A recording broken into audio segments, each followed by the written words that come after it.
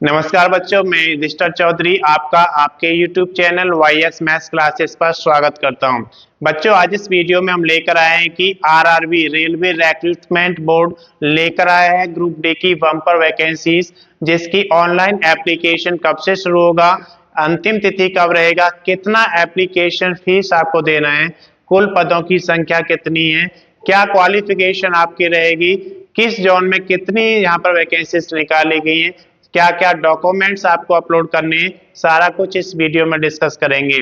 Video को अंत तक जरूर देखें। अगर अभी तक आपने चैनल को सब्सक्राइब नहीं किया, सब्सक्राइब करें, वीडियो को लाइक करें और ज़्यादा से ज़्यादा शेयर करें ताकि ये वीडियो उन सभी दोस्तों के पास पहुंचे जो आरआरबी में ग्रुप डी की भर्ती में पार्टिसिपेट करना चाहते हैं। तो आइए सबसे पहले बात करते हैं इसकी प्रारंभिक तिथि की। तो इसके ऑनलाइन एप्लीकेशन शुरू हो चुके हैं 23/1/2025, यानी कि 23 जनवरी 2025 से ऑनलाइन एप्लीकेशन शुरू हो चुके हैं। अंतिम तिथि की बात करें तो 22/2/2025 दिया गया है। 22 फरवरी 2025 तक आप इसके ऑनलाइन एप्लीकेशन जमा करा सकते हैं। आवेदन शुल्क आपको 24/2/2025 यानी कि 24 फरवरी 2025 तक जमा कराना है। कितना आवेदन शुल्क करेंगे, कैटेगरी वाइज आप यहाँ पर देख सकते हैं। अगर आप जनरल कैटेगरी, जिसे हम अनरिजर्व या सामान्य जाति कहते हैं, या फिर ओबीसी अदर बैकवर्ड कास्ट, या फिर अन्य पिछड़ा वर्ग कहते हैं, या फिर आप ईडब्ल्यूएस इकोनॉमिकली वीकर सेक्शन में आते हैं, तो आपको इसके लिए 500 रुपए का एप्लीकेशन फीस देना होगा। अगर आप SC schedule caste, ST schedule tribe, जिन्हें हम जनजातीय भी कहते हैं, पीएच फिजिकली हैंडीकैप्स यानी कि विकलांग, या फिर किसी भी कैटेगरी की महिला कैंडिडेट हैं, तो आपको इसमें आवेदन शुल्क में छूट मिलेगी और 250 रुपये आपको आवेदन शुल्क यहाँ पे जमा करना होगा। आवेदन शुल्क आप कैसे जमा करा सकते हैं? आप यूपीआई के थ्रू भी कर सकते हैं। अगर आप डेबिट कार्ड यूज करते हैं तो डेबिट कार्ड से इसका ऑनलाइन एप्लीकेशन जमा करा सकते हैं। अगर आप क्रेडिट कार्ड यूज करते हैं तो क्रेडिट कार्ड से ऑनलाइन एप्लीकेशन फीस जमा करा सकते हैं। अगर आप नेट बैंकिंग यूज करते हैं तो नेट बैंकिंग के थ्रू भी इसका ऑनलाइन एप्लीकेशन जमा करा सकते हैं। इसके बाद हम बात करते हैं इसकी आयु की। तो आयु 1/1/2025 यानी कि 1 जनवरी 2025 को कैलकुलेट की जाएगी। उस समय आपकी आयु 18 वर्ष से 36 वर्ष तक होनी चाहिए, यानी कि कम से कम 18 वर्ष और ज्यादा से ज्यादा 36 वर्ष होनी चाहिए। अगर आप रिजर्व कैटेगरी में आते हैं तो आपको आयु में छूट मिलेगी। आरआरबी ग्रुप डी का जो नियम है उसके अनुसार आयु में छूट दी जाएगी। योग्यता की बात करें तो 10th पास मांगा गया है, या फिर किसी भी रिकॉग्नाइज्ड बोर्ड से आपने मैट्रिक पास किया है तो आप इसके लिए एलिजिबल हैं। आप इसका ऑनलाइन एप्लीकेशन जमा करा सकते हैं। इसके बाद बात करते हैं पीईटी की, फिजिकली एफिशिएंसी टेस्ट। तो अगर आप पुरुष कैंडिडेट हैं तो आपको 1 किलोमीटर 4 मिनट 15 सेकंड में पूरा करना होगा।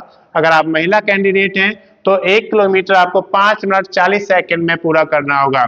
इसके बाद कुल पदों की अगर बात करें तो 32,438 पदों पर यहाँ पर वैकेंसी निकाली गई है, जो कि ग्रुप डी की वैकेंसीज हैं। किस जोन में कितनी वैकेंसीज है आप यहाँ पर देख सकते हैं। अगर आप जयपुर से बात करते हैं तो 1,433 वैकेंसी दी गई है, जो कि राजस्थान में पड़ता है। प्रयागराज जो कि उत्तर प्रदेश में है, 2020 वैकेंसी दी गई है। हुबली 503 वैकेंसी दी गई है। जबलपुर में 1,614 वैकेंसी दी गई है। भुवनेश्वर जो कि उड़ीसा में है, 964 वैकेंसी दी गई है।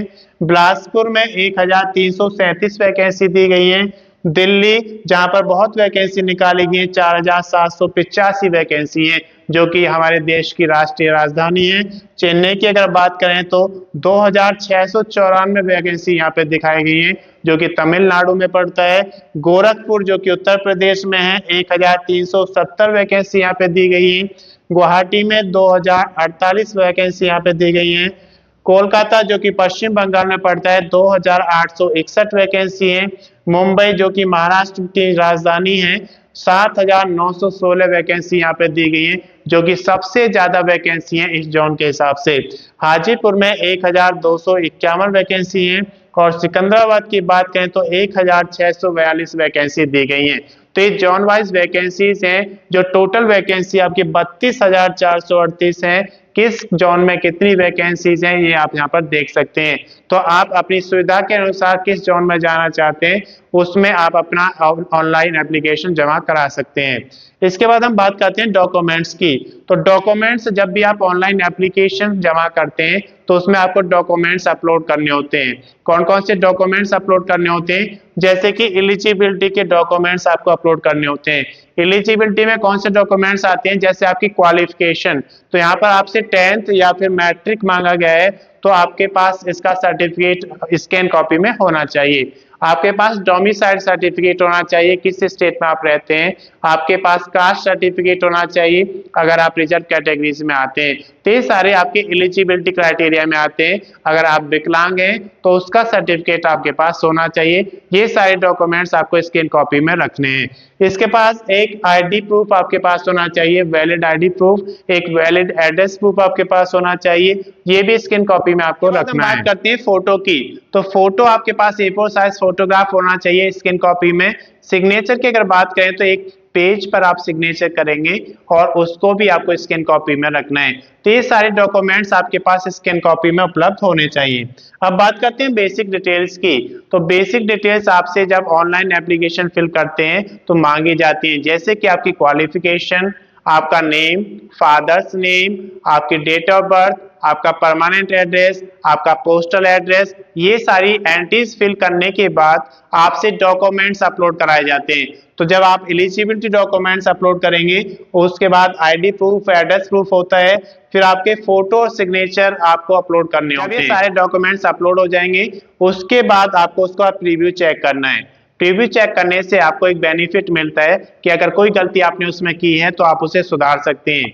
और प्रीव्यू चेक करने के बाद अगर आपको लगता है आपने कोई गलती नहीं की है तो आप उसका फाइनल सबमिशन कर देंगे। जब फाइनल सबमिशन हो जाएगा तो उसके बाद आपको उसका प्रिंट आउट लेना है। प्रिंट आउट लेकर आप अपने पास रखिए, क्योंकि उससे एक आपके पास रिकॉर्ड रहता है कि उस भर्ती में आप जब आगे बढ़ेंगे तो कौन कौन से डॉक्यूमेंट्स आपको रेडी रखने हैं, क्या क्या आपने उसमें फिल किया है, तो सब कुछ आपके पास एक रिकॉर्ड रहता है। अगर इसकी अधिक जानकारी आपको लेना है तो उसके लिए आप आरआरबी की ऑफिशियल वेबसाइट पर जाएंगे और वहां पर CEN नंबर 8 2024 पढ़ेंगे तो वो आपको सारी जानकारी मिल जाएगी। समझता हूँ कि जानकारी आपके लिए पर्याप्त है। अगर अभी तक आपने चैनल को सब्सक्राइब नहीं किया, सब्सक्राइब करें, वीडियो को लाइक करें और ज्यादा से ज्यादा शेयर करें ताकि ये वीडियो उन सभी दोस्तों के पास पहुंचे जो आरआरबी में ग्रुप डी की भर्ती देखना चाहते हैं। धन्यवाद।